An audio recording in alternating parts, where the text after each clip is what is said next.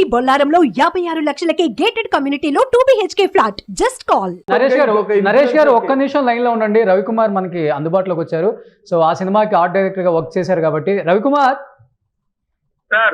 Sir Ravikumar మీరు mega అనే సినిమాకి ఆర్ట్ డైరెక్టర్ గా వర్క్ చేశారని విన్నాను నేను. అవును సార్. అంటే హర్ష సాయికి సంబంధించిన ఒక కేసు అయితే నడుస్తుందని మీకు తెలిసే ఉంటుంది.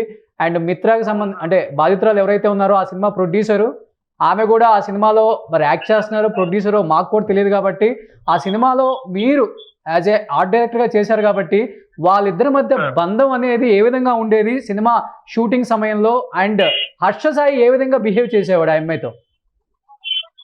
సార్ నాకు తెలిసినంత వరకు అయితే నేను ఆర్ట్ వర్క్ చేశాను. నా కంపెనీలో మేడం దగ్గర చాలా రోజుల నుంచి కొన్ని సినిమాలకి ఆర్ట్ పని చేశాను. అజయ్ సాయి వర్క్ బిహేవియర్ అయితే మాత్రం నాకు తెలిసినంత వరకు చాలా బ్యాడ్ గా జరిగింది సార్. ఎందుకంటే మేము ఆయనతో అనుభవించాం వర్క్ విషయంలో. మీరు బ్యాడ్ గా అంటే ఏం చూసారు? బ్యాడ్ అంటే సార్ అతను మాటలు కానీ వర్క్ కానీ చాలా మా వర్క్ విషయంలో కానీ చాలా డిస్టర్బెన్స్ గా జరిగేది సార్ వర్క్ అయితే. తర్వాత ఆయన పద్ధతి మాటలు కూడా చాలా కన్ఫ్యూజ్ లో ఉండేవి. అంటే చాలా వరకు వర్క్ మెచ్యూర్డ్ వర్క్ గా మాకు చెప్పేవాడు కాదు. పని విషయంలో మాత్రం నాకు నేను చెప్తున్నాను. మిగతా ఫ్యామిలీ పర్సనల్ విషయం అయితే మాత్రం ఎక్కువ అనుకూలంగా అయితే ఆఫీస్ లో ఉండేవాళ్ళు, ఇక్కడ మా ఆఫీస్ లో ఉండేవాళ్ళు, అక్కడే లంచ్ చేసి అక్కడే ఉండేవాళ్ళు. అది వరకు నాకు తెలుసండి ఆయన గురించి అయితే. అంటే బ్యాడ్ గా అంటే సెట్ లో ఎలాంటి మాటలు మాట్లాడతాడు? సెట్ లో అయితే మాతో ఎక్కువ అంటే వర్క్ విషయమే మాట్లాడేవాడు అండి. మిగతా అయితే కొద్దిగా ఎక్కువ మేడం వాళ్ళతో ఉంటాడు. మాతో అయితే ఎక్కువ ఉన్నారండి. మాతైతే ఓన్లీ వర్క్ మాట్లాడతాడు. తర్వాత ఏదున్నా కూడా మేడంతో పాటే వాళ్ళతో రావడం పోవడం అనేది జరుగుతుంటది. ఆయన బ్యాడ్ గా ఉందని ఎలా చెప్తున్నారు మీరు? నాకు ఒక క్వశ్చన్, బ్యాడ్ గా ఉందని ఎలా చెప్తున్నారు మీరు? బ్యాడ్ గా ఉందంటే సార్ ఆయన ఓటు సార్ మాకు పని చెప్తారు కదండి. మాకు పని చెప్పే దాంట్లో మెచ్యూర్ గా చెప్పేదాన్ని కానీ కొన్ని వేరే ఐడియాలు చెప్పడం కానీ అలాంటి విషయంలో మమ్మల్ని బాగా సతాయించాడండి. అదొకటి నేను చెప్తున్నాను. అంత బ్యాడ్ పనులు చేసేటప్పుడు కాదు, క్లోజ్నెస్ ఎలా ఉండేది వాళ్ళిద్దరి మధ్య? లవర్స్ లాగా ఉండే వాళ్ళ లేకపోతే ఎలా ఉండేవాళ్ళు? వాళ్ళిద్దరి మధ్య డిస్టెన్స్ ఉంటుందా లేకపోతే లవర్స్ లాగా కలిసి ఉంటారా? క్లోజ్నెస్ ఉంది సార్. అది లవరా మిగతా నాకు తెలియదండి. క్లోజ్నెస్ అయితే కలిసి వచ్చేవాళ్ళు, వర్క్ చెప్పుకునే వాళ్ళు అంతవరకే తెలుసు. కానీ లోపల లవర్ అనేది క్లోజ్నెస్ అయితే మేము ఆఫీస్ లో చూసేవాళ్ళం అంతే. ఆఫీస్ లో ఎలా ఉండేవాళ్ళు? వెళ్ళినప్పుడు ఆఫీస్ అప్పుడు బాగా నవ్వుతా మంచిగా ఉండేవాళ్ళు సార్. అదొకటే తెలుసు నాకు. నేను చెప్పేది వాళ్ళిద్దరి మధ్య బంధం. బంధం అంటే మీరు ఎలానో అనుకో సార్. నాకైతే దానికి అంత పర్ఫెక్ట్ గా మాకు తెలీదు.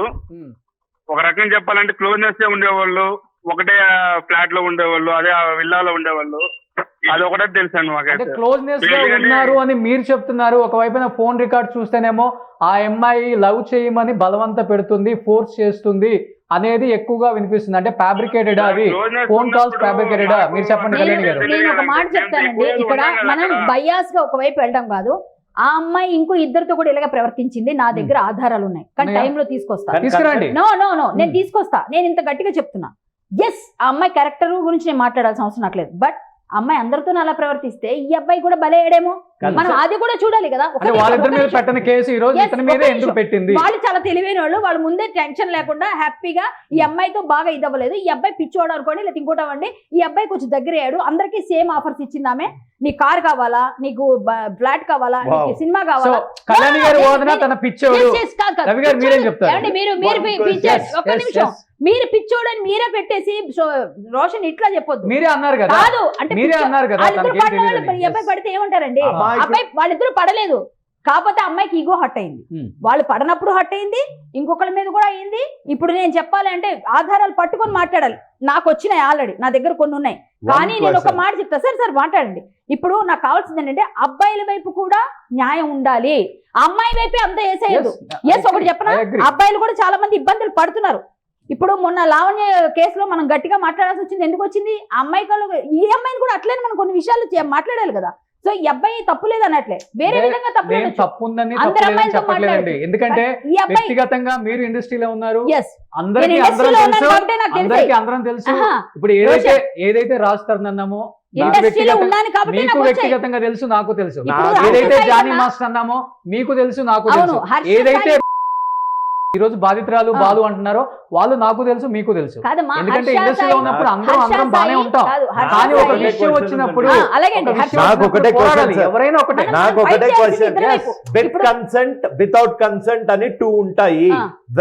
ఈవెన్ ఒక అవును సార్, కన్సెంట్ కి వెళ్ళి మనమే మీద పడితే అదే ఈవెన్ మీద ఒక పడితే- ప్రాస్టిట్యూట్ కి కూడా, పార్డన్ మై లాంగ్వేజ్, ఈవెన్ ఒక సరే. ప్రాస్టిట్యూట్ కి కూడా she has that Right. power, she has Yes. that right to Yes. allow a guy, Yes. not allow a guy. Wife అయినా ఎవరైనా ఇష్టం లేకుండా చేస్తే అది తప్పే. Yes, ఒక నేను ఒప్పుకుంటా. ప్రాస్టిట్యూట్ కి కూడా ఉంది, నేను ఇష్టం ఒప్పుకుంటా. లేకుండా నేను చేశాడు అని ఒప్పుకుంటా. కంప్లైంట్ నేను ఇచ్చినప్పుడు ఒప్పుకుంటాండి. మీరు అలా But ఎలా అంటారు ఈ అమ్మాయి? అమ్మాయి ఎంతమందితో చెప్తుంది ఐ లవ్ యూ, ఆ, అది చెప్పండి. అమ్మాయి- ఎంతమందికి చెప్తుంది వెనక, ఆహా, ఎంతమందితో పడుతుంది, ఎంతమందితో ఎంతమందితో చేస్తే? పడుతుంది అమ్మాయి? అదే అది ఎంతమందితో కూడా చేస్తే నేను వచ్చిన మీ దగ్గర ప్రాబ్లం ఉన్నట్టు నా దగ్గర చూస్తుంటే తీస్తారా మీరు? Problem No. ఏంటి? సరే, ఇంకొకటి కళ్యాణి గారు, No. కళ్యాణి గారు No. ఈ అమ్మాయి ఉంటే చూపించండి.